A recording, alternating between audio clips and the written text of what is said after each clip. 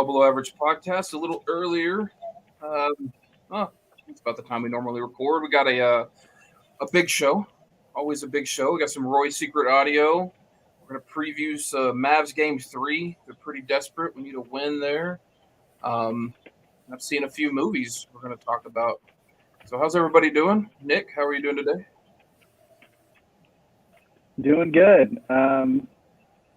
I don't really have a Nick hates it tonight, but I do hate that the Mavs. There's literally, I guess, the PGA Championship's on, but like, why do the Mavs need to tip off at 8 o'clock on a Sunday night when there's no other NBA games on?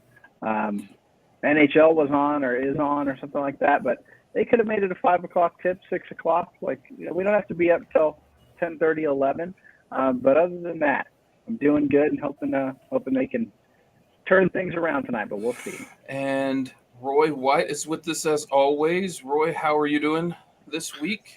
Everything catering well? To those damn Californians, man. You know, they get a 6 o'clock tip, and we got to get stuck with the 8 o'clock tip. No, I wouldn't say I'm doing great, only because it's just I'm tired by the week. Like, it's been a long week, a lot of activities for the kids. We had a birthday party yesterday, and then a graduation family thing going on the other side of the DFW Metroplex. So there's been a lot of traveling, but I was able to get a small nap in this afternoon, and I will be able to enjoy the game tonight since my wife has got the kids at the in-laws. So, 2 hours of peace and quiet alone, which, Adam, I know you're experiencing for the first time in a long time. It will recharge my batteries quite a bit. So whatever I'm feeling, I think I'm going to be feeling a lot better after we get through this show because we're going to have a lot of fun. It's going to put me in a good mood. Awesome. Yeah. Me and my wife both work from home, so I'm never, ever alone. I don't even leave the house that much. So this is a rare treat indeed. Roy, are your kids still of the napping age? Do they nap or are they just outside it? We're holding on as long as we can, right? The force nap on the 5-year-old, he's probably becoming a little bit more, what's the word? Like, immune to it, right? He's gaining immunity. He's gaining strength against it because now the naps are a lot shorter for him. But yes, still very much in play. The oldest is about to start kindergarten this fall. So we'll see. I don't know if in kindergarten they stop the napping. And if they stop it during the daytime, then that ends it for us too. But yeah, it's been a hell of a ride. And I will miss them when they're gone. The nap times are I didn't think, like, when they're so little and all they do is sleep, but we've got a crawler now, and so she's all over the place. But the hour, sometimes 2 hours that she's just knocked out, she still does twice a day for now. Beautiful, so man. We're hanging on to that, as long as we can. Even if she won't sleep, we just leave her in the crib for an hour. She just, try to get her to sleep. But they are those, that's precious time there that you get. Yeah, and you're getting old though too, because like when they first would nap, that's when I would take the time to like do all the stuff I need to do, whatever, have fun or play video games or like clean up or whatever. And now, like half the time, I'm napping with them. I'm like, all right, we got an hour here. Like, let's both go. We'll be great. Yeah. Yeah. My middle daughter would rarely nap with anybody but me. No one could get her to go to sleep. So yeah, I got a lot of naps back in those days. Had to, man. It's not your fault. You're just being a good dad. That's what the naps about. And now they're older, and I don't have, obviously they're 9, 10, and 18. So it's like, whatever. I'll just take a nap if I'm tired. They're fine. Fend for themselves. Yeah, they get through it. So, yeah, we got like I said, an exciting show. A few topics, a couple of. I didn't put my T-shirts up. That's what I forgot. A couple of stories, some sports talk, but let's talk about our sponsors. And I'll go first with Local Menace. You can go to localmenace.com. It's a Dallas-based streetwear brand hell-bent on destroying your wardrobe. They have T-shirts, hats, hoodies. It's a hoodie weather day today. It's a very nice, cool day today. All kinds of cool local custom-designed shirts and apparel. Check them out at localmenace.com and use code BEARDCREW to get 25% off your order. It lets them know we sent you. You get a nice big discount. and you get to look awesome running around in your local Menace merch. Also, we got Rodeo Coffee. I pulled up their address on my phone. They are at Assembly Drive and Makers Way in the Walsh community, which is out in way West Fort Worth off of 30. Check them out Thursday through Sunday, 7 to 11:30 in the morning. Check them out on Instagram as well. You see that down there on the bottom of the screen. They got all sorts of drinks. They've got their own beans, just regular drip coffee as well. But check them out and tell them we sent you over. Awesome. So let's get into a little news. I like the news, my news thing up there. A couple of stories of interest. I know we love our stories. Have y'all heard about this in Las Vegas? The Lake Mead is losing water, and they're starting to find bodies. Yeah. Oh, wait. I think I did see this on Twitter. So the first one they found was like maybe 2 or 3 weeks ago, when they found a body in a barrel that they determined was like over 30 years old. And the expectation is this water continues to fall there in the drought-stricken western, side of the United States, that they're going to find a lot more of these bodies. And you can almost expect like almost a weekly update from the local PD as to how many they've found, because it appears they've since found this is now the fourth body that they've found since the water has started to drop down. Is it not? It's multiple. The article I pulled up is only showing the talking about the barrel. The gentleman in the barrel. 40 years is what it said that they're estimating now. But yeah, it's I'm pretty sure multiple 3-4 bodies have now been recovered, and that's the article just mentioned that this was a common tactic in the 60s, 70s from mob people in Las Vegas. Well, because didn't they the mob ran Vegas, back in the day? I mean, they kind of had control over everything. At least that's what people say, and so they probably, somebody ran, crossed them wrong. Well, they took care of it. Sounds like something we'd see on Ozark or some show like that. Something like this happen. Well, and apparently this is, speaking to the details of how bad this has gotten. 40 years ago, where the barrel sat, according to the Vegas Metro PD Department homicide detective Ray Spencer, it was 100 feet underwater and several hundred yards off the original shoreline. So if you think about that, to get that body where they found it, now just by walking over some rocks, you had to take a boat 100 yards, several hundred yards out to the water, and that barrel wound up being 100 feet deep. Wow. That's things ain't getting better there. And we don't talk enough about it. I guess because everybody's scared to talk about it, because the fact is we don't really have a real solution. But hey, unless we can turn salt water into a potable water that we can drink on the regular basis, which California is now trying to do. It's going to cost a whole lot of money, though, and they're probably way too late to get that done to fulfill their needs. Yeah. So interesting. Yeah. The obviously the water level is just a huge concern, but kind of the idea of how many bodies do you think we'll find in that lake? You want to set it over under? Is that feasible? 70 over under? I think. What do you think, Nick? I think way less than that, honestly. Less than 70. I think, reported that we hear, find out about, I would say way less than that. I think that, I was thinking like 15, maybe, but maybe I'm being, way too conservative here. Because not every body went to this lake. You got to spread them out, That's fair. I mean, I got to go somewhere in between. Like 70 is probably way too high, but like 15, I don't know, man. I probably think they find like 30 or 40 by the time it's all done. I mean, are we ever going to get to the bottom of it, right? Is the whole thing going to completely evaporate? If it does, and they probably find a whole lot more. At this point, maybe 2 or 3 dozen is where I'd say it would be.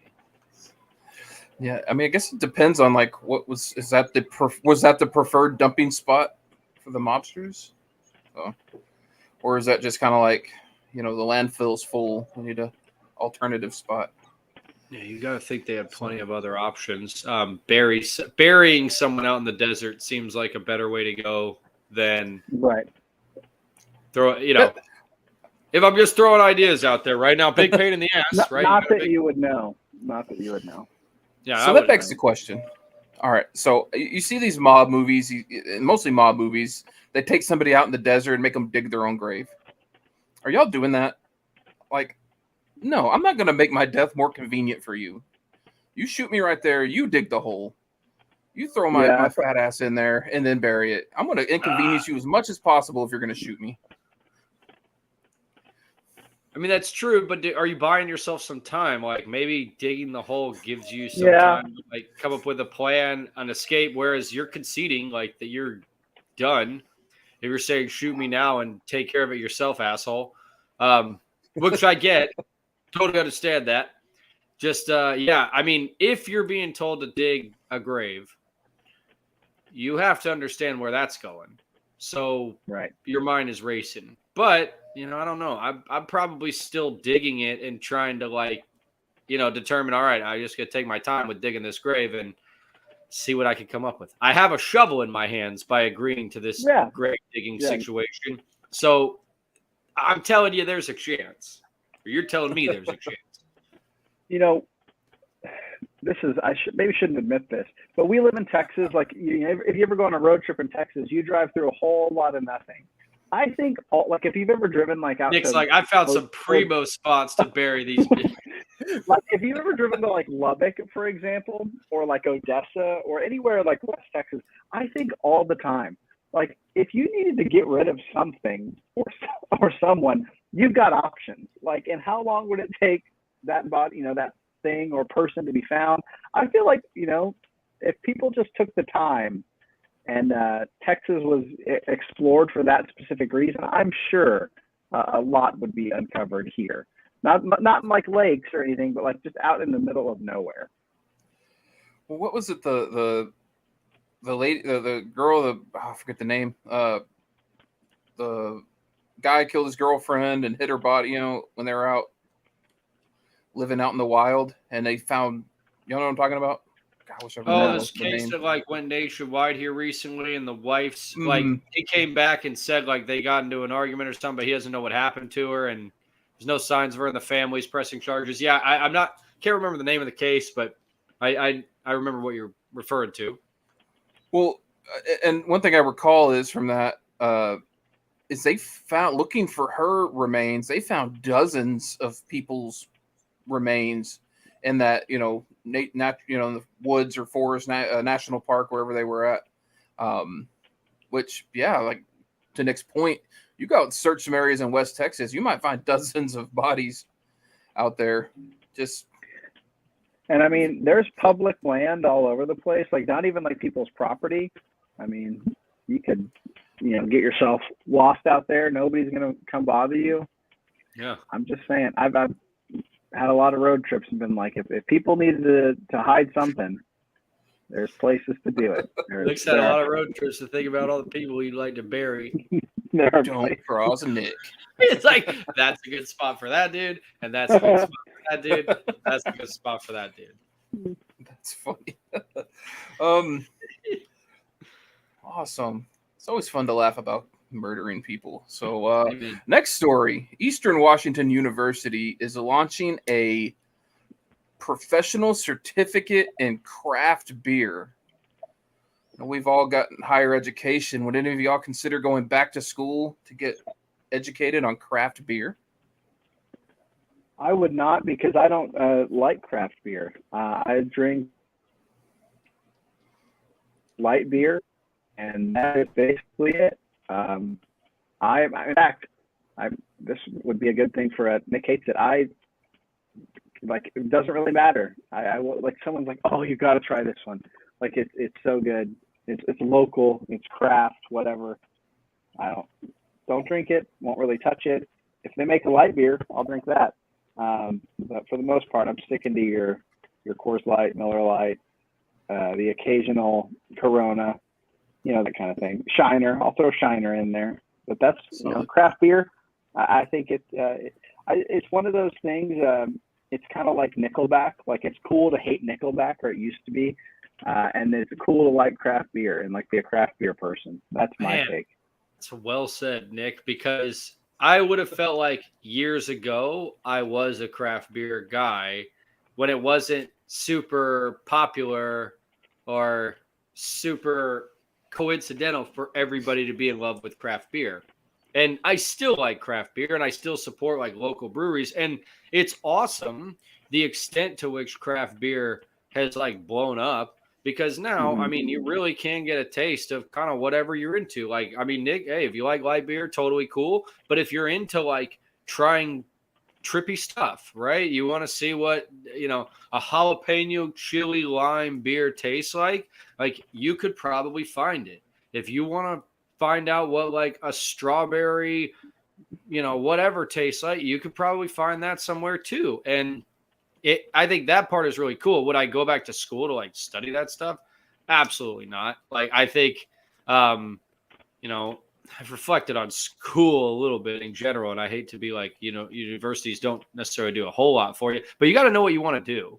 And if you know what you want to do, then I think it can provide you with like a lot of great tools. And if you know you want to be a craft beer person, what a great outlet, like, right? What a resource. You can go from knowing nothing to being like educationally, informed about it. But for me, as far as what I want to know, like, I'll just go talk to the brewer here locally at like Roller Town or Old Oaks or Petacolas or something like that. And if I'm really that interested, I'll hit them up and continue to buy locally, I guess. I like craft beer, like, and great on them. Not surprising. Like, I'm surprised like SMU and all the ones around Dallas haven't actually, offered that program, because at this point there's probably 15 to 20 breweries all within the DFW Metroplex area. And I bet I'm undershooting it. It may be more like 30, 40.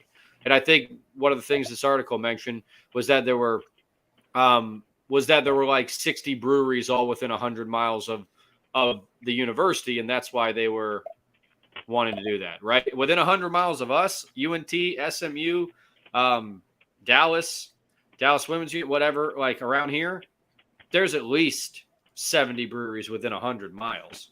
Holy hell, that takes us all the way down to Waco. Yeah. Nick was saying, so there's a brewery on Race Street, Neutral Ground, really good brewery, and their signature beer is a king cake beer. And they sugar rim that king cake sugar around the rim. It is the sweetest beer you'll ever have. Like, it's sugar beer. It is. I like sugar beer, man. I like sugar Go beer. check one out by what I'm drinking here. I like sugar shit. I instantly got a headache after drinking one. It was just didn't sit with me right, but I also don't drink much. What are your thoughts on IPAs? That's one I want to hear about. Hate them, Nick? Fuck no. You kidding me? The first. This is kind of a related story. The first beer I ever drank, and maybe not the first one I ever drank. The first one I drank at home, like with my parents. I was home for Christmas break or something from college. There's beer in the fridge, and oh gosh, I think it was a RAR beer, which is a brewery here in Fort Worth, and it was called Ugly Pug. I'll never forget this. Super dark. And the bottle just looked cool. It looked cool, and so I said to my stepdad, I was like, "Hey, can I? That's the last one. Do you mind if I have it?" He's like, "No, don't. Go ahead." And I, all I'd ever drink it at that point is like Coors Light or something like that. And I go, I'm kicking back. I'm in my, my room, crack it open, and to this day, the only memory I have is that it tasted like, all I can think of, like, describe it as like soy sauce. Like, it was just so like dark and disgusting. Oh, it was terrible. And I mean, I'm 21 years old, and I straight up, like, because it was, I didn't want him to see it or my parents to see it, so I snuck into my bathroom, poured the whole thing out, and just went back to drinking whatever else it was. But it was terrible. And I've tried some other stuff since then. But IPAs, I'm not touching them. A lot of it too Adam, is you like strike me as an IPA guy. You strike me as a guy who would enjoy an IPA. And I kind of almost wish I did, because I think as you look at the kind of like hardcore beer guy, the hardcore craft beer guy, we've almost got 3 different levels here. Like Nick's definitely like light beer, like just kind of go with the classics. I'm like, I'll go with craft beer. I like flavor beers, but it sounds like you'll go to the ends of the earth with the IPA. Like, to me, it's just the hops. Like, I can't get over drinking something that's liquid and feeling like I'm more dehydrated than I was before I drank it. There's one IPA like it's called El Chingon. It's from a local brewery. I forget what the brewery is. It's the first time I beard cast you. Then I beard cast you. I looked at you and your beard, and I said, "This guy, he must drink IPAs." I apologize for that. That's on me. Oh no, that's fine. I don't really drink at all.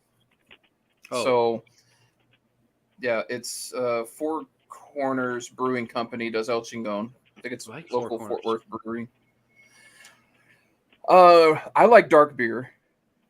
Now I got a Rar and Son. I got like their British pub dark, and that was too much. It was like the only way I could drink one, it had to be nearly frozen for me to palate it. Because if it got anything below like or above 35 degrees, it's too dark, too thick. Shiner's about as dark as I ever want to go. Like if it goes to like Guinness level dark, like serious porter dark, or if it's got that the head on it and it's a dark beer, stay away. Stay back. I love the Guinness in the can with the nitro cans. Man, it's so good. Oh, you like it? Oh man, yes. Yeah. Stay away. Man. But it's I could do about one, even in my heyday, 1 or 2, and it takes me all night to drink them. Those are thick, they're really heavy. It's very, it's a sipping, having with a nice meal type beer. But back when I drank, if I wanted to get drunk, it was Bud Light. That's all I drank. Amen. Four Locos for me, boys.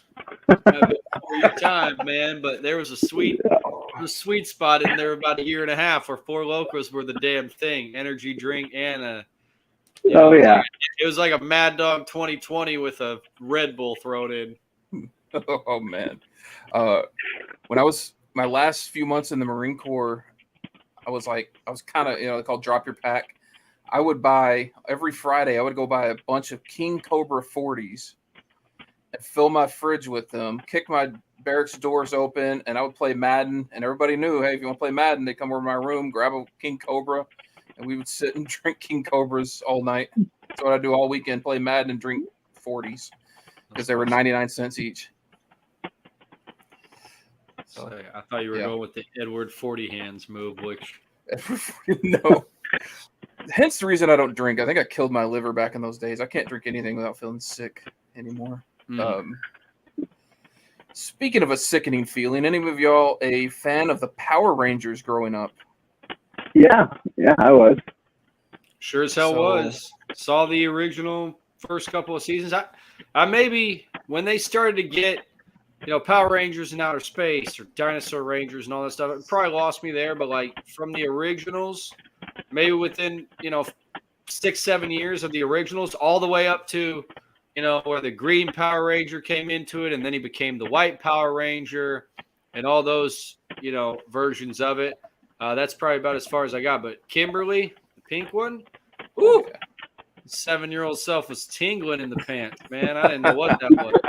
That was. Yeah. Why are you making me feel this way, Kimberly? And 2 things about that I reflect on about that original cast, right? So 5 Power Rangers, right? Red, blue, black, yellow, pink. Red, blue, pink, all white. Yellow, Vietnamese. Black dude. I'm not saying 1993 was, much worse than here now. Like, we were certainly more progressive than we were in the 60s and 70s. But, yeah, boy, they weren't really that creative, were they, coming up with those castings? No. A little on the nose, right? Have you seen the Key and Peele skit where they're like Power Rangers, and Jordan Peele is the Green Ranger, but they keep no, he's the Green Falcon, and they keep calling him Black Falcon. Green Falcon. Okay, Black Falcon. Sounds That's right. pretty funny. But the Power Rangers, we have the original Red Ranger, Austin St. John. Yeah, that's his name. Austin St. John was one of 19 accused in a North Texas PPP scheme here recently. I'm sure y'all have heard of this. I have. Those 19 were charged by a federal grand jury with conspiracy to commit wire fraud. They were alleged to have executed a scheme that defrauded lenders in the Small Business Administration's PPP program of at least $3.5 million through 16 different fraudulent loans. So basically, they created 16 different fake companies, put them all together, made their requests for the PPP loans. And those were loans that the government was like at the time, look, make your requests, we'll pay it all out, and then we'll audit it after the fact. And, for the people out there that thought, hey, this will never come back. And quite honestly, for many, it probably will never come to their doorstep, right? For the people that committed fraud with that program, there's too much to track down. But for all these folks, and as you mentioned, a couple people from here locally, Andrew Charles Moran from Louisville, Ty Allen Burkhart from Frisco, the Red Power Ranger who lives in McKinney, another individual from Allen, also in Frisco, Midlothian, Dallas, Carrollton, Richardson. It's like Rowlett. They're all DFW locals. Yes. Yeah. Yeah. They got in deep in it, right? Did this guy need this? We still know him as the Red Power Ranger. This guy was still showing up at Comic Cons around the country for being the original Red Power Ranger. Well, so they defrauded $3.5 million.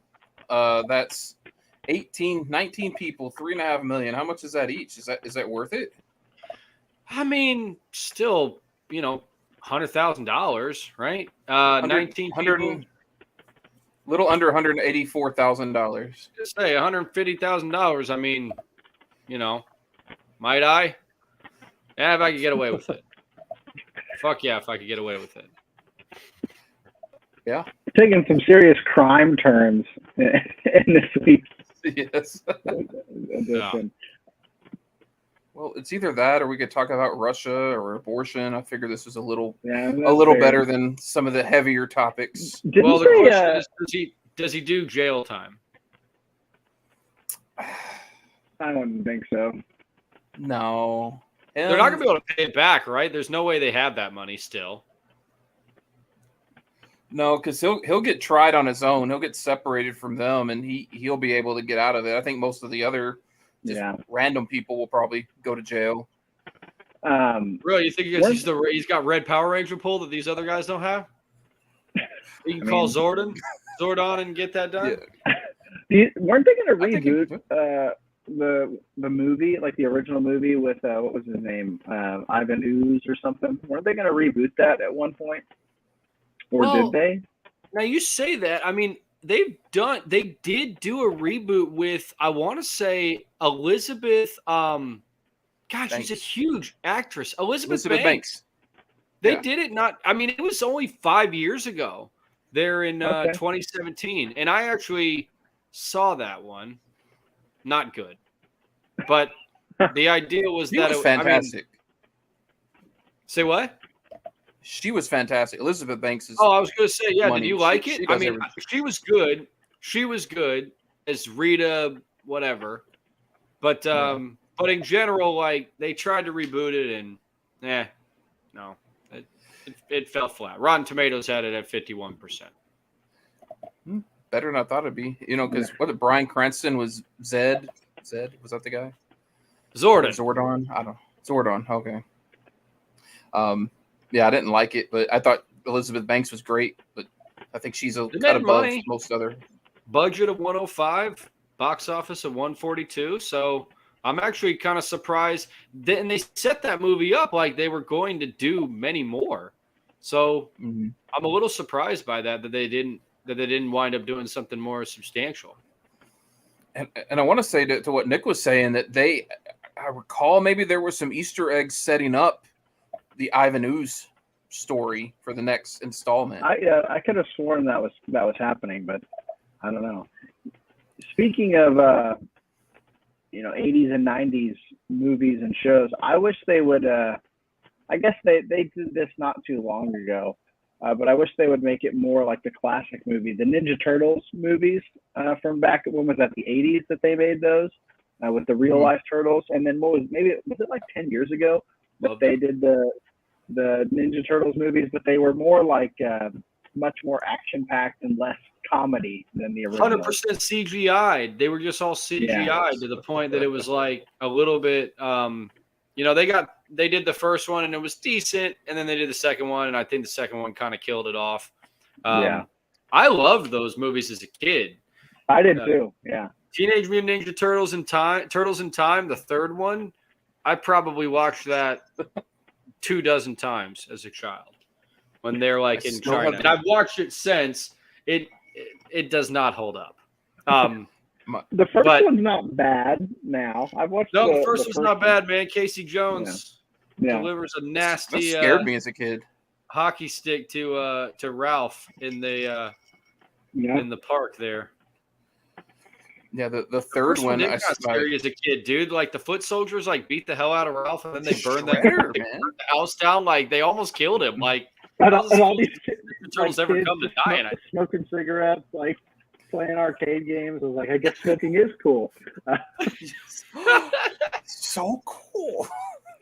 My grandmother still has my VHS copy of the third one at her house. It's classic, dude. It's classic. Yeah. Sorry, Nick. Go ahead. No, I was going to say, in that movie, like, it's children. They're like 14, 15-year-old kids, like, running around in Shredder's place he has for them. And they bring in some new kids, and another kid has 2 cartons of cigarettes. And it's like, you want menthols or lights? So, like, this kids, he got cartons of cigarettes. Man, how times have changed. Yeah, it was. It's funny. So I guess at least it wasn't like crack. Hey, you want some crack? No, I forgot about that though, man. That was like product placement. Oh, sneaky cigarette companies. Well, that does it for our news. We don't have a Nick Hates It. We got a mini version of it earlier. We did. So we're going to do a little audio with Roy's audio. All right, so before we play this real quick, I just want to set it up. So I went to the Byron Nelson with an old colleague of ours, actually, Nick, 2 of them, Lane Lewis, John Harvick, a couple of guys I work with, and we worked with at the radio station. And we were hanging out at a tent out there, which was awesome.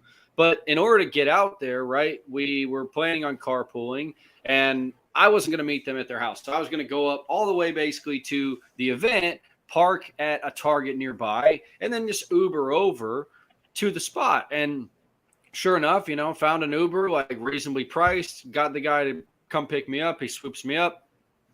I open the door, jump in, think nothing of it, but the first thing I see as I jump in is the back of his passenger side seat and a paper that says soft copy, $10, hard copy, $20. And then 2 like crudely written signs next to each of them that said sold out. And I had no idea what that was in reference to, but I'm thinking, okay, thank God they're sold out, so I'm not going to have to hear this guy's pitch.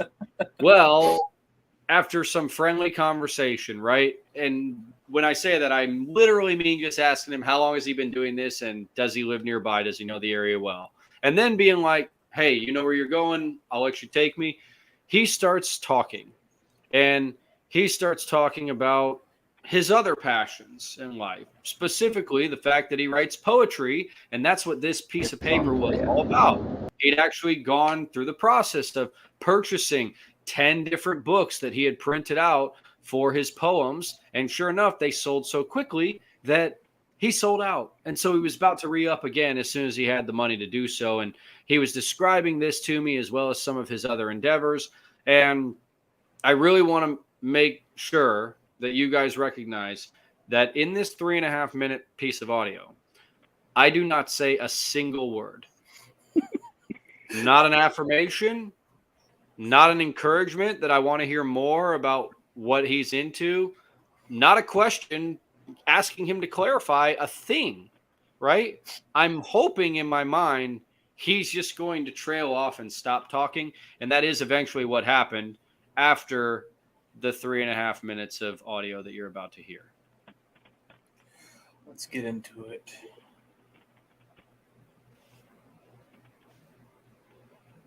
Sorry. Now, Nick, real quick, or Adam, do you have the ability to like start and stop it as we go?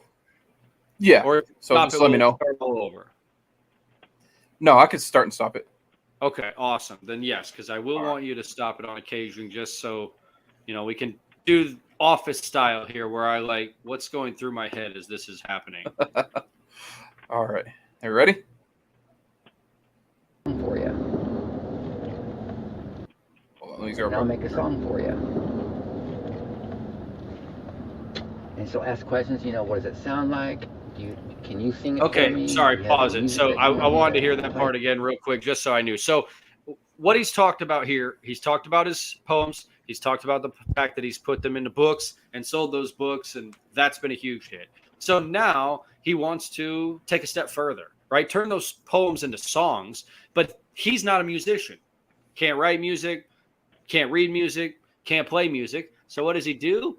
He's turned to another individual who he has contracted to write these songs and basically create these songs from the poems that he's written. So that's the individual that he's talking about here, is a woman who he's got to turn his poems into songs. And now he's going to describe, how best to do that.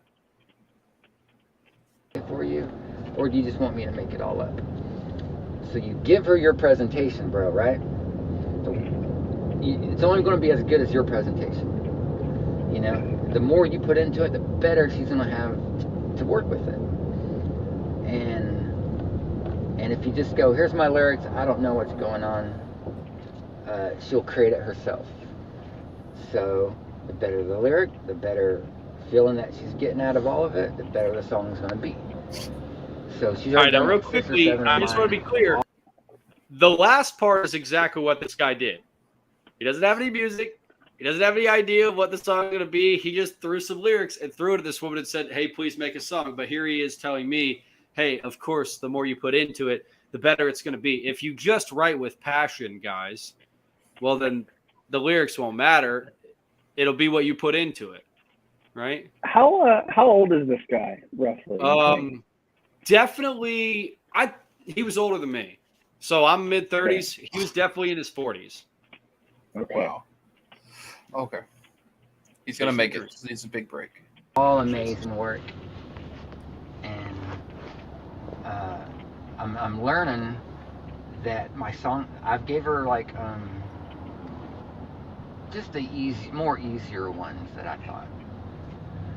Because I didn't know the music. Now the rest of them, she's halfway done. She's 40% done.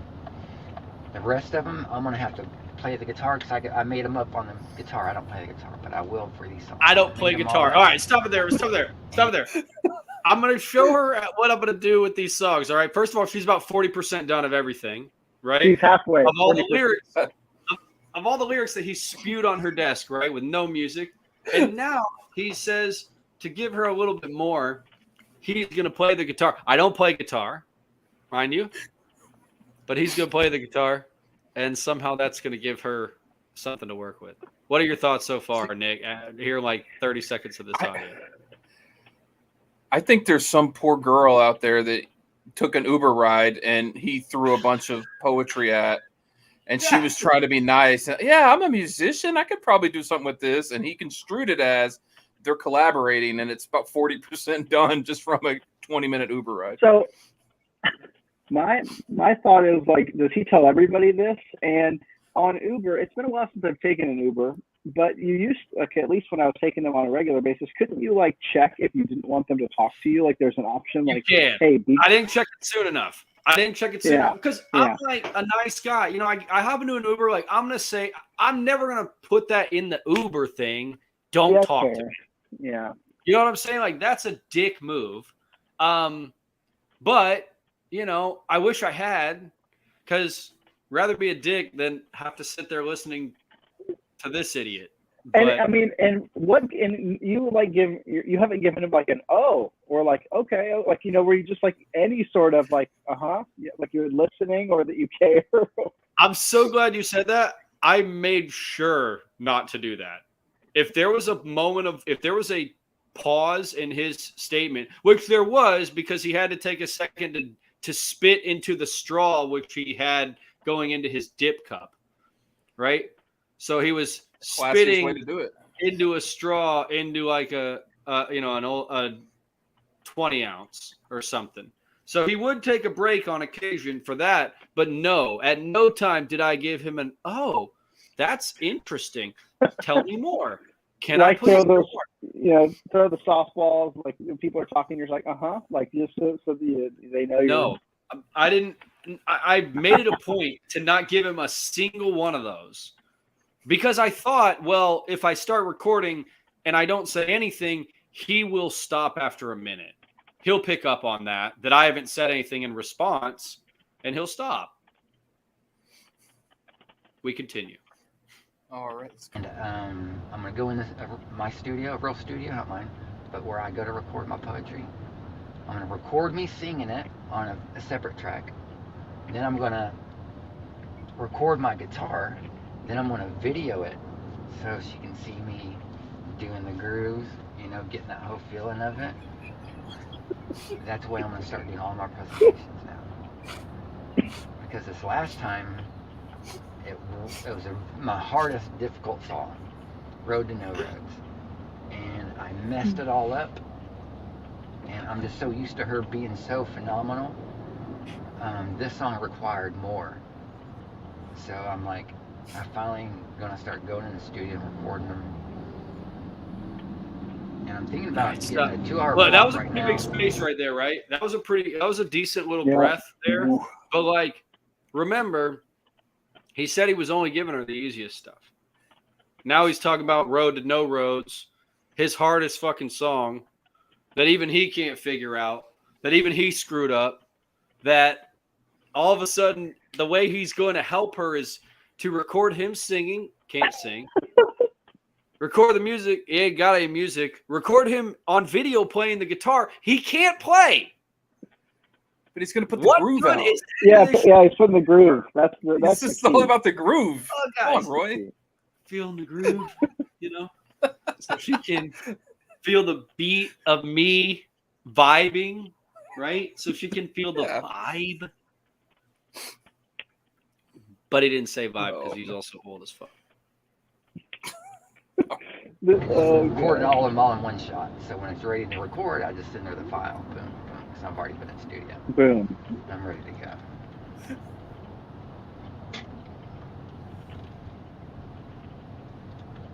I just wish I had a friend that wanted to make movies and would hook me up. That's my wish, but I would have to wish for a genie first. Okay, stop that for a second. I didn't hear that. I didn't say that. All right. That took a hard right turn to movies there. So genies. Right, that pause was long enough for him to transition to another topic. Right? He took that not as a we're done here, which is what I intended it to be, but let's talk movies. Ideally, if I could, I wish I had a friend who would hook me up and make movies for free. But in order to do that, right, in order to wish for a friend, I got to wish for a genie first. because I got to get the genie if I want the wishes to come true first. And that's not going to happen. Did you hear that line about the genie that he mentioned? Yeah. That No. that one I almost lost it in the car on that one. I almost laughed out loud on that when he said I'd have to wish for a genie first, so that's not going to happen. I'm like, yeah, dude, that's not going to happen. You know, most of the time when you're just like talking, like you engage the person that you're talking to, like, or try to. He Ask questions. Yeah, he's like he didn't even give you like a, you know what I mean, or like anything. He just long pause, pick right. Well, I back think up. he gave me a window to respond, but when I didn't respond, like, you know, I thought of it like a ping pong table. He hits it to me and I don't hit it back, like he'll have nothing to do. You know? He'll have no shot to take. But instead, he just picked up another ping pong ball and said, let's give this one a serve. We'll try this route. And I think we're only, I mean, Adam, correct me if I'm wrong. Maybe I'm dragging this on too long. We're only like a minute 10 in. According to the little bar, it's like 2/3 the way through. Maybe Okay. All right. That's further than I thought, man. It went on a lot longer in my mind then. So at this point, I'm thinking you are like 5 minutes longer in that Uber. You probably get murdered. That's where I'm at with it. Yeah, I'm just looking at my phone going, oh my God, this says I've got 12 minutes before I get to my location. This is a problem. Oh, goodness.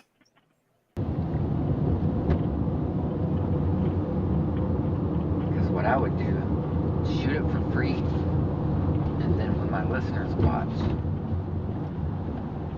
because I'm ranked number 28th in the world on GoDaddy on visits. So I've got traffic. Don't know if you guys heard that. 28th in the world. Record this video for free. Get voice talents for free. For free. Actors. For free. And then say, okay, you're gonna have a percentage off of viewing these videos because I'm gonna charge to watch the movies. Genius. What did I think of it? No response from me. Long blinker pause here. Bro, that blinker was hot. And I will say, this might be the end, Adam. I might have just recorded it long enough to see if he would say anything again before I let it die. So I apologize because there's probably a little tail on that audio that has nothing in it, right? I was just kind of saying, hey, if he starts speaking again, I don't want to miss it. But, you know, the genius business plan, right? The business model, right?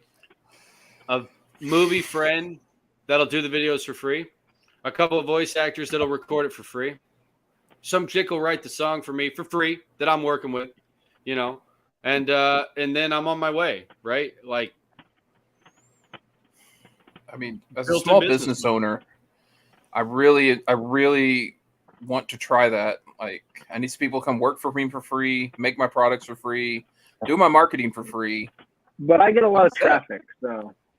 He is 28, according to GoDaddy. And he gave me his card. I did not God, I'd have to go back and look to see if I could find that card now. I probably should have checked out his website just to see what it was about. And I wish I had it for you now as a reference so that we could all look at it and maybe chuckle together. But but yeah, man, thank God. I mean, I dodged a bullet that he was sold out of his hard and soft copies. That's for sure. Yeah. You should have suggested to him, you know, next time you could just do like have PDFs or so. Just email them to the people right there. Yeah, man, this is a free way to do it. You just use them as PDFs. Now you can make all the profits on your own.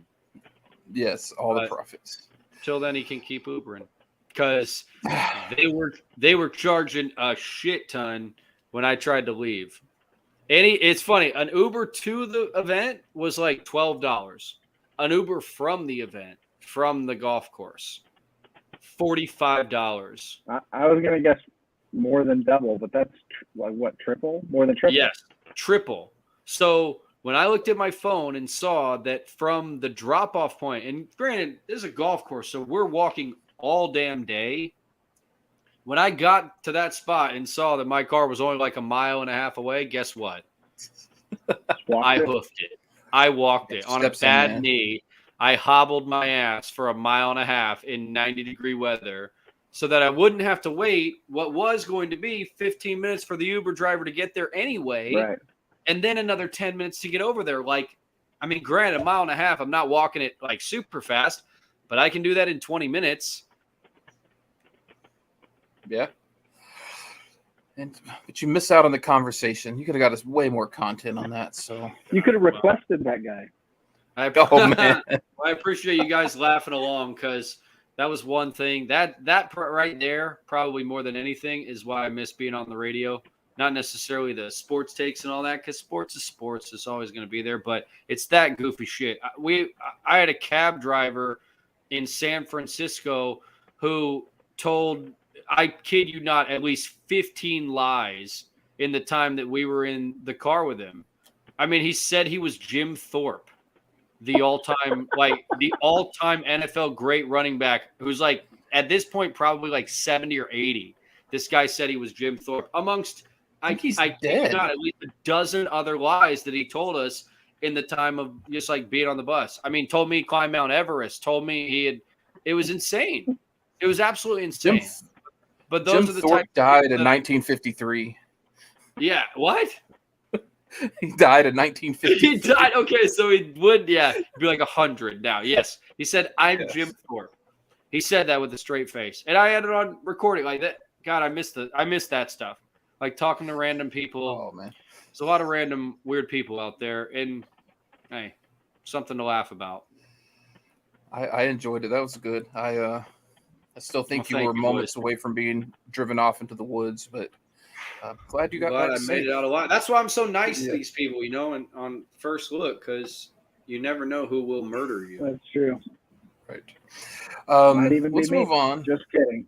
It will not be me. I shouldn't have said that. But harkening back to earlier. Nick's already got it planned out. That was funny. That's funny, oh, Nick. Man. Well played. Let's talk a little TV and movies. What'd you see, man? What'd you see? How many movies did you see this week? So one I haven't talked about. One I just saw last night. So we haven't talked about Doctor Strange 2 because Nick doesn't like those. But I watched Chip and Dale's movie on Disney Plus last night. And you have kids, Roy, so I don't know why you haven't watched it. Yeah. Chip and Dale, the Rescue Rangers, not Chip and Dale's. I'm like, you watch Chip and Dale's? They reference that in there. Gotcha. Okay. I am a fan of the dancers. Chip and Dale, the Rescue Rangers, man. They were good stuff. Yes. And very good. I bet very kid-friendly. So this movie is, I would make it, it's like Who Framed Roger Rabbit. So it's a live action animation type thing. And you got all kinds of cameos from Disney, from Fox, from Universal. I mean, literally Simpsons are in it. Rick and Morty are in it. South Park, Stan's dad from South Park is in it. Just little cameos here and there. Garfield. It's a lot like Who Framed Roger Rabbit. Really good. Way different than you'd think. It's a lot of subtle stuff that I think adults, as an adult, Roy or Nick, watching it with your kids, it'll keep you entertained and engaged, but it'd be over the head of the kids. Especially the references to the Chip and Dale dancers they have adults, in there. So, like, animated movies have to be like that now, right? Mm-hmm. If they don't have that stuff in it, it's like, what's the point? Because it's got some rewatchability. You can rewatch it as an adult and say, like, oh, that's a funny joke that I didn't get when I was younger. Yeah. Yeah, and there's quite a few of those. A lot of sight gags, a lot of stuff in the background if you watch it. One, not super spoiler because it's all over the internet, is instead of Batman v Superman, it's Batman versus E.T. Okay, yeah. Fun. Literally. Little references like that. I like Easter eggs. Yeah, it's stuff like that all over the place. So I highly recommend, especially if you have kids. I didn't watch it with my kids. They watched it before me. I got a chance to. So you watched it separately without your kids? Yeah. Okay. I like it. Well, they watched it when was it? Friday during the Mavs game. So Okay. yeah, priorities, man. Come on. Can't be watching it during the Like I Mavs said, game. my kids are 9, 10, and 18. They don't need dad watching movies with them. They know what to do. And then the big one I watched, Doctor Strange 2. Have you seen that, Roy? I'm not going to waste my time. I have not. I mean, I'll be honest. Because of the last 2 years, I feel like the movie theater experience has I've soured on it to the point where I'm almost like, I will wait till it comes out. I say that in the last 2 years, I've seen 2 movies in the theater: Jackass, the newest one, and the Spider-Man Far From Home, which was great, but now all of them I almost kind of say, like, I'll just wait till they come out on a streaming service and I'll watch them in the comfort of my home and go that route. Like, I hate that I'm kind of becoming that, because I know movie theaters are struggling right now, but God, man, it's hard to break away to go sit down in a theater these days. Yeah. So what did you think of Disney doing the Premiere Plus during the pandemic? Were you a fan of that? Paying the $30 to watch the movie? Yeah, I mean, I liked it. Like, I didn't watch a whole lot of them that way, but I did like it. I mean, yeah, I think that's a good option, like giving people the option in the theater and at home. But, I know that might run counter to their agreements with, the movie theater companies that are like, hey, we're struggling, Yeah. Yeah, but I'd just go see it in theater. We've been going to the theaters more. We're all vaxxed, and we typically go Tuesdays our day. They have the cheap movies, $5 movies and stuff. So not too bad. That was crowded at Tuesday. No, we went on Thursday, actual opening night at like 7. It was pretty packed for Doctor Strange. But again, it was a solid movie. A lot of Easter eggs. One of the better Marvel movies lately. Obviously, do you have to have watched all the accompanying television shows to know where you're at? Yes. Now they so it that's ties into reason WandaVision. I don't necessarily run out with that now, because like I ain't watched all the Captain and the Winter Soldier stuff on it. I watched like some of Loki. I didn't quite finish it. Yeah, there's at least 1 or 2 others that haven't even dipped my toe into yet. Yeah, you'll need to have watched Loki probably to get it. WandaVision is helpful. Okay. I don't think you need to have watched the shows, but it definitely gives it a little more background. Okay. So yeah, it's not necessary but helpful if you haven't seen those. Marvel is the machine that just keeps churning out movies and movies at this point. I mean, I'm a little bit lost on where we are on like the 10-year plan or whatever it was, that the phases that people have talked about so often, but 4, whatever. They got 5 full phases. It's phase 4 right now, and there are 5 total, right? I think that's what they got planned out till like 2024. So 5 phases, but as long as it makes money, it's never going to end. Yeah, that's true. A couple more phases. I just, we won't dig too much into it. I have a lot of thoughts, but I don't want Nick to fall asleep on us. So sorry, what? We're losing him already. We're losing him already. So that's what I've watched. Y'all watched anything? Y'all done anything crazy with the television? No, I've been checking out the Mavs. That's about it, really. I'm big into Mayans. I don't know if either of you, Sons of Anarchy. It's the Mayan spinoff. Watch that every week.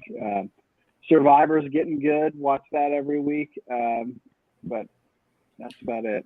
Yeah, maybe we should do a rundown of the things that you do not miss every week, and maybe we can make some, some thoughts from there. Because it's hard to say stuff that I watch. I think every week when it's out, it's a lot of stuff driven by my wife. 90 Day Fiance, Love After Lockup, all this shit on, like, I don't even know what the network is, Bravo or Lifetime Television, one of the two.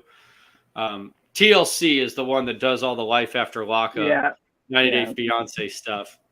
And boy, I mean, they've created an entire network about documenting people's lives that are like going to absolute shit.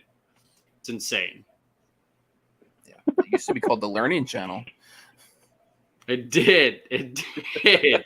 Yeah, boy. Yeah, and then it grew into a capitalist society that understood that it actually had to be able to make money to survive, and so then they just had to go lowest common denominator, right? Find something incredibly stupid that makes money and ride it to the end. Yeah, we have a tactic around here is my kids and I jump on all the TVs before my wife can, and then we don't have to be subject to 90 Day Fiance because we would. Or Real Housewives of Texas or whatever. I don't know. All the Real Housewives. Them bitches are probably dead. The ones in Texas, they're boring. Yeah. So they need the gypsy back. They need the psycho woman back, or the show is going to die. Yeah, I remember my wife watched the one in Texas, and she would tell me about it, and I felt like kind of like maybe you felt when the Uber driver. Yeah. I wouldn't say anything, nothing. I didn't want it to continue. You wouldn't respond at all to try to get her. Man, I admit I get sucked into that shit. I really do. Yeah. So, yeah, none of that. No, I try not to watch that. Try to stay away from that kind of stuff. It's not good for the health. But it's our TV talk. And there's been some interesting sports stuff. So let's put our sports thing up here. Sports. There we go. We have a few things, and I think the biggest I want to talk about is the Nick Saban, Jimbo Fisher NIL stuff. Have y'all kept up with that at all this last week? Oh, yeah. Yeah. So what are your thoughts? Is Saban right? Jimbo right? How do y'all feel about the NIL? Just let it rip. Nick, if you want to go. I don't know if it's pretty rich of Saban to say something like that, because the reality is, I'm a Duke basketball fan. Like Coach K, is in the same breath here. These guys have been doing this kind of thing forever. Now they would tell you I'm not they have a fall guy, right? That is going to be the one that is taking care of everything. But you're trying to tell me that Alabama didn't pay every single one of their recruits, major recruits? I would never believe that, ever.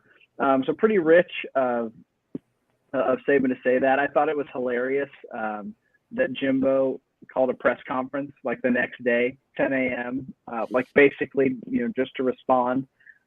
It's great theater for college football.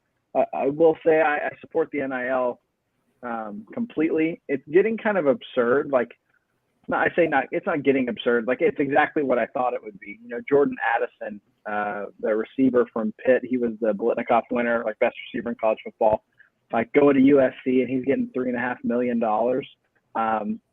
That's exactly what it was going to be. And maybe it always was that. Now it's just allowed and it's out there and we can see the numbers and all that kind of stuff. But it's just going to get crazier and crazier.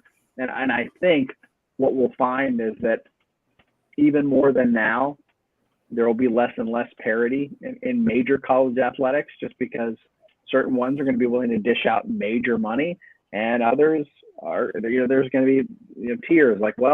USC, Alabama, Texas, they can give guys $1 million, $3 million, whatever it is, and then your schools that maybe a Baylor, who typically is fairly competitive, maybe has a chance to play off, or just any school like that, they're going to fall by the wayside just because they can't compete financially. They don't have boosters with as big a pockets or whatever it is.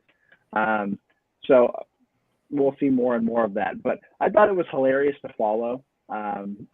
Very entertaining as a sports fan, and the drama that comes with it. But certainly rich of Nick Saban to come out and say that. And as soon as he did, it was all over social media. Oh, yeah. Yeah. I mean, like Nick said, pretty hilarious that Saban would, say that. But you also, understanding, and he apologized after the fact, didn't mean a whole lot, but you got to understand in that setting who he's talking to. He's using that to poke his own boosters, to say, these guys are spending a lot more than you assholes are. we need you guys all to step up in this room to start buying some players the way that these guys are doing it, because that's what it's going to take to be able to continue to compete. And I mean, yes, like, he threw some shots at Fisher, and they have a history dating back to their time at LSU when the two of them really butted heads quite a bit. And, Fisher hated the fact that everybody worshiped the ground that Nick Saban walked on. And Fisher himself, kind of basically said that in the press conference. But, like, from an NIL standpoint, it's great for the players. It's actually going to lead to what I think is, the reality we've heard many times over is players that get into the league and they'll be like, hey, I made more money at X school than I am now on my rookie deal. Like, there's going to be guys staying in college for that reason, because they are making $6-7 million, and it's probably more than they're going to make even on their rookie deals, unless they're drafted like in the top 10. So that is kind of cool from a long-term standpoint, because it brings back like the 4-year player somewhat of college football. But, on the other side of it, what this will eventually do is what we were always trending towards anyway, right? The NCAA, in their original iteration, in my opinion, was eventually going to wind up like transitioning to a 4-conference, 64-team, like superset of universities that were primarily all blue bloods anyway. And we're not going to have like these little schools even having a shot, Cincinnati's of the world or all this. Like, they're not going to have a shot in the future. But now, instead of that taking place through the NCAA, now that's going to happen through the economics of the system that the NIL has brought. And the schools that pay the most money are going to wind up being the better teams. They're going to make the most money. And eventually, like, can they just get out of underneath the NCAA's thumb and run it like a business with 64 universities that all have football teams that are viable? Like, yes, they could do that long term. And I don't think we're that far away from it. So I know I'm like probably projecting a little bit here, and there's nothing really to hold my feet to the fire as to, when this will happen or how. But I think that like is the inevitability that we're running to. And, the toothpaste is out of the tube at this point. There's not going to be able to put it back in. And they don't really even have a way to like come up with the legislation necessary to rein it in. It's going to be crazy even for the next couple of years until they figure it out. Yeah, and that's kind of been my thoughts is something big is going to have to happen for everybody to look at it and decide they don't want it this way. And I was actually talking to my dad about this yesterday. I think the NCAA is done.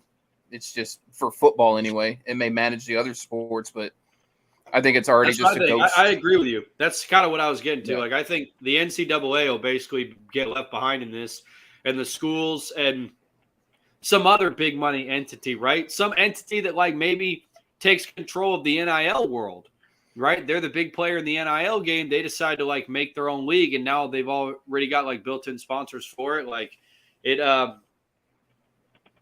the end of classic college football as we know it. Yeah, we'll see. Yeah, I mean, I was talking about it. Yeah, thinking about it. Like how soon until ESPN, wants to show that Bijou, what's his name, running back for Texas, Robinson, Bijan Robinson, something like that. Yeah, he's driving a Maserati. He's got a NIL deal with a Maserati dealership. Mm-hmm. I mean, how long till the owner, the $1 billion booster who owns the Maserati dealership, hits up his buddy at ESPN and says, "Why don't you show him, show Bijan pulling up in the Maserati for 30 seconds on College Game Day?" Mm-hmm. That's the kind of stuff I worry about. I see, these, especially schools like Texas, Notre Dame, Ohio State, these USC huge booster pools, influencing how the media covers their people. Yeah. Mm-hmm. So, but yeah, back to the point. Saban probably just mad because the game changed and he don't like it. Yeah, no, it's 100% sour grapes. Like, it was easy for him in the old system because all he had to do was like flash the ring. But now, like, the promise of a championship ain't good enough because other schools can offer money. So he's got to get back on his horse and either play that game or get out. And doesn't seem like he's on his way out. So he's ready to play the game, and he's saying what he needs to say to be able to, play in it. Yeah. So interesting to follow that. Let's move on real quick. I want to get a little talk on the Rangers because they've been pretty hot lately. And before we get to some little Mavs talk, but Martin Perez has been on fire. Rangers have won, 5 of 6, 6 of 7. Yeah. Boy, what do you think? I was going to say one of the best records in baseball since beginning of May, late April, something like that. Yeah. And that's what they're hitting is not really come around yet. Their big free agents haven't done much except for Cole Marcus Calhoun. Semien still batting below 200. It's pretty pathetic. Yeah, that was my word. I didn't think he would be this deep into it that bad. The first few weeks, whatever. But yeah, it's not looking good so far. Not that I don't think it'll change. Have y'all watched any Rangers? Not a single pitch, Adam. Not a single pitch. I support the Rangers. I like the Rangers, but I got real burnt out on baseball over the course of 3 years in the radio world. I got very burnt out on Rangers baseball, and it took me I wasn't interested in going to games. I went to one last year. I saw the Padres no hit the Rangers, which is pretty cool. To see a no hitter live. I got to the park, but I think my wounds have not totally healed, and plus I don't have Bally, so I don't have a way to conveniently watch the Rangers. So that's part of it. I still haven't gotten around to watching a game. Maybe one day, but if they were really good, and it's July, August, I might turn it on. But I haven't gotten there yet. And everybody I know, Adam, that worked on that Rangers broadcast say about the same damn thing that Nick just said. And if you work that Rangers broadcast for more than a year or two at a time in the summertime, the amount of games you'd have to be in for, the hours that you would have to be there for to work those games, I 100% see Nick's side of it and probably would have done the exact same thing. I think it was I forget what season it was. The Rangers were on the fringe of playoffs, but they ended up not making it. But I worked every single Saturday game that season up at the studio, and I remember out loud actively rooting for them to lose because I was so tired every single Saturday, day game, night game, work Friday night, come back the next morning. I mean, every single Saturday game, I was there, just hanging out and rooting for them to lose because I wanted the season to end. So it got to a pretty low point as far as my baseball fandom, for sure. But I'd like to see them be successful. It's a bummer that Semien has turned out the way that he has. Hopefully he turns it around, and maybe they can make some noise, at least make it interesting at the end of the year. Because the thing about baseball, you can what is the old saying? You can't win the division in May, but you can certainly lose it. And so the really bad teams, June, July, August, September, you're playing for a big ball of nothing. And it's really hard to be invested when your team stinks in baseball. Not that it is easy in other sports, but you only get 16 NFL games, and in the NBA, if you're losing games, one player can turn around your franchise, completely. And we've seen that with Luka and the Mavericks. So baseball is just a different animal in that way. Yeah, haven't watched I watched early on and they were losing, so I kind of tuned out, but I still check them out. Any thoughts, Roy, before we move on to Mavs and get out of here? No, I don't have any more. We wasted enough time. All right. Okay. Well, Mavs game 3. I'm watching Aaron Rodgers and Tom Brady on the TNT pregame right now.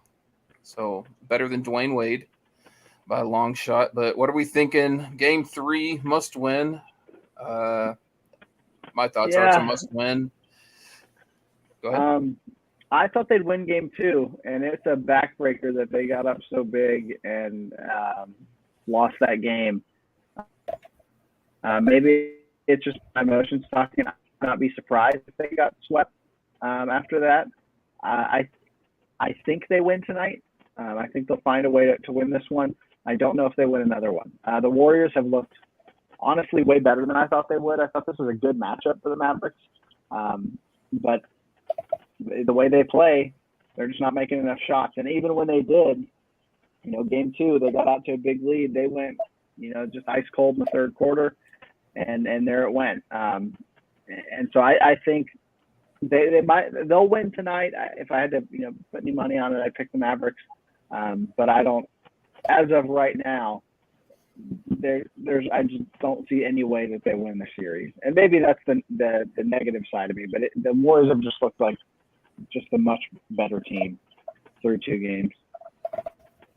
Yeah, I mean, they are the better team. There's no doubt about it. And that's the thing that's a little bit frustrating, right? Is when you look on paper, the reality is, I mean, they should probably stomp the Mavs out. Like, I was trying to compare this roster of help to LeBron James's rookie roster when he took the Cleveland Cavaliers in 2006 and 2007 to the NBA Finals by himself. And I thought, is that what Luka's kind of doing here? Now, I admit, looking at that roster was probably worse than the help that he's got. But look at just these 2 teams. Take the best players from each team and draft them, right? Luka's the one, in my opinion, but maybe Steph is your one, perhaps, right? But beyond that, it's Steph, Clay, Draymond, Wiggins, Poole, before you probably name another Maverick that's worth a damn. And so, I respect the fact that Jalen Brunson's been a nice piece. Has the hype gotten a little bit out of control about how much he should be paid or how much he's earned this offseason because of a couple postseason performances? Probably. And is he up that amount? Probably, right? But ultimately, they don't have someone that they can really rely on when Luka's not going right. And even when Luka is going right, he can give you a 40-point triple-double, and if the rest of them don't come along to play, it doesn't matter. So, yes, I mean, tonight's must win. I do think they win tonight, but losing game 2, that to me was like the nail in the coffin. That'll be the one that we go back on and we go, well, that was when they had a chance to win the series and they lost it, right? They could win these next 2 games, they could push it to 7. And I still think they probably lose to the Warriors because when you have that opportunity to step on their throat and you don't do it, that lingers. Especially against a team as explosive and dangerous as the Warriors are. The Grizzlies did the exact same thing. They had a chance to win game 1, and they squandered it on their home floor. And what did they do? Granted, John Morant got hurt, but they played well enough that they could have won that series had they won game 1. And I think they would have won that series had they won game 1, but they lost game 1, and that was pretty much the domino effect that killed their season. I think the same thing just happened to the Mavs in game 2. Everything we do from here, there'll be some excitement. I think Luka will provide that, especially after tonight. They might get a big win and get people kind of hyping them back up again. But, yeah, I'm not going to fall for that because when you look on paper, this Warriors team when healthy, probably would have been the 1 seed in the West had they been healthy all season. They weren't for almost nearly any point of the season were they fully healthy when they had Steph and Draymond and Clay all together. And so now that they have that, they should be the odds-on favorite, and according to Vegas, they are. So that all adds up to me. And it's what great players have to go through, like Luka. It's the stepping stone. All right, great. He's won a couple of playoff series. Now he's made it to Western Conference Finals. He's wet his beak. But now we need to take another step next season. And there'll be opportunity for that if they can add a piece. But, that's a big if. Yeah. And I have some questions concerning that, but I think they'd probably be best served to hold those till Mavericks are eliminated or win the championship. We got time. Yeah. We got time. So, that's all I got. So I think it's our longest show ever. We got 15 minutes till tip off. So, unless you have anything else, guys, anything? Nope. So I got. All right. Well, check out our sponsors. watch the show, share us, follow us on Twitter and all that good stuff. Well below average. Until we Tell see us you what you like. again. Tell us what you like. Tell us what you Yeah. don't. You know, what do you like about the show? What do you want to hear us talk about more? I mean, we're pretty open. And all these guys, you can hit us up on Twitter at RW3 for me. Go ahead and give them, guys, so they know. At Nick Nepic on Twitter. And you can find me at Ishbeardman on Instagram. All right. Got the gram in there, too. Yeah, please. I run the Twitter for the page, so. Hopefully I don't get arrested before next week's show. So. Amen. After, well, I got a wedding next week, so I think I'm going Oh. to be out of commission. I don't know. We're supposed to have a Sunday brunch in Houston, and I just don't know how long that's going to go for. So I'm driving back on Sunday. Keep in touch. May be able to go, depending on when you guys record. But if not, I'll see you the following week. Alrighty. Well, we'll sign off to everybody. Till we see you again, stay above average.